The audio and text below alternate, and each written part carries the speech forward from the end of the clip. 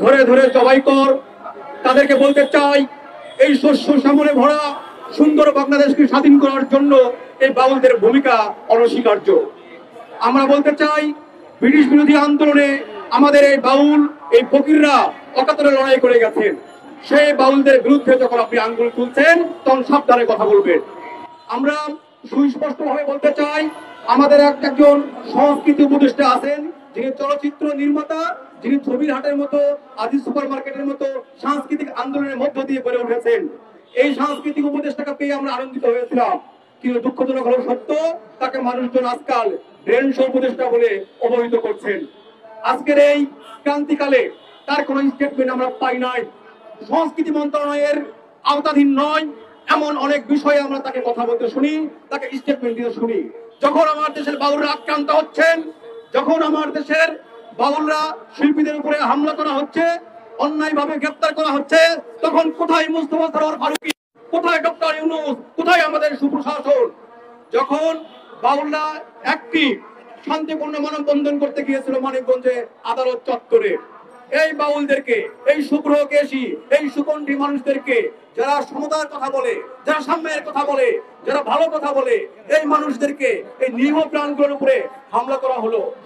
তারা যখন একটা বাড়ির ভিতরে আশ্রয় নিল, এই তৌহিদি জনতা নামক লোকগুলো তাদেরকে সেই বাড়ি থেকে টেনে হেঁচড়ে বের করলো, তাদেরকে ছুঁড়ে ফেললো পুকুরের ভিতরে, তাদেরকে আহত করলো, তাদেরকে রক্তাক্ত করলো।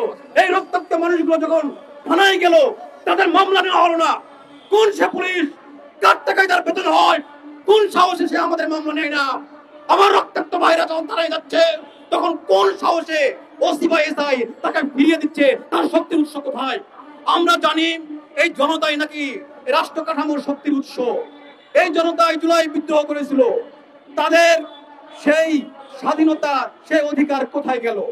আমরা সুস্পষ্টভাবে বলতে চাই, তৌহিদি জনতা যারা দাবি করছেন, যখন একজন বক্তা বলে এই দেশে করোনা না আসলে, এই দেশে করোনা আসলে কোরআন মিথ্যা হয়ে যাবে, তখন আপনাদের ধর্মীয় অনুভূতি কোথায় থাকে ভাই?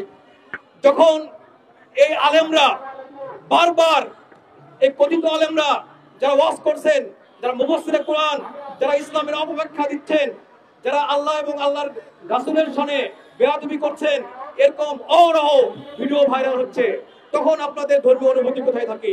আমরা বুঝি। একজন ওয়াইজান, একজন মুফাসসিরে কোরআন যখন 1-1.5 ঘন্টা বক্তব্য দেন, মাঠকে যখন তার গরম রাখতে হয়, তখন তার নানান কথা বলতে হয়। তো এই কথাগুলো বলতে গিয়ে দুটো একটা বেফাস কথা তিনি বলে ফেলেন। তো সেই কথাকে কিন্তু আমরা গণ্য করি না। আর আপনারা যারা তৌহিদি জনতা, আপনারা কিন্তু মাঠে নামে না। যখন দেশে অনাচার দিয়ে ভরে যায়, তখনও কিন্তু আপনাদের ধর্মীয় অনুভূতিতে আঘাত হানে না। আর আমাদের বাউলরা যারা পালাগান করে, তখন তাদের ভনিতার মধ্য দিয়ে একটা গল্প বলতে হয়, যুক্তির ভনিতা দিয়েই তারা যুক্তিকে এস্টাবলিশ করে। তখন তারা একটা ঘটনার বিরুদ্ধে কথা বলে পরক্ষণেই নানান যুক্তি দিয়ে সেই ঘটনাটিকে তারা, সেই সত্যটিকে তারা এস্টাবলিশ করে। তো এরকম একটি বড় ভিডিও থেকে 1 মিনিটের বা কয়েক সেকেন্ডের একটি খণ্ডাংশ দিয়ে আপনারা তাকে আল্লাহর বিরুদ্ধে তিনি দ্রোহ করেছেন, এরকম একটি ঘটনা আপনাদের অনুভূতিতে আঘাত হানছে, এরকম একটি ঘটনা আপনারা সাজিয়ে ফেললেন, কিন্তু পুরো বক্তব্যটা আপনারা শুনলেন না। আমরা প্রশাসনের কাছে বিরুদ্ধে অনুরোধ জানাতে চাই, অবিলম্বে আপনারা বাউল আবুল সরকারকে মুক্তি দিন এবং যারা যারা বাউলদের উপর হামলা করেছে তাদের চিহ্নিত করে তাদের গ্রেফতারের ব্যবস্থা নিন।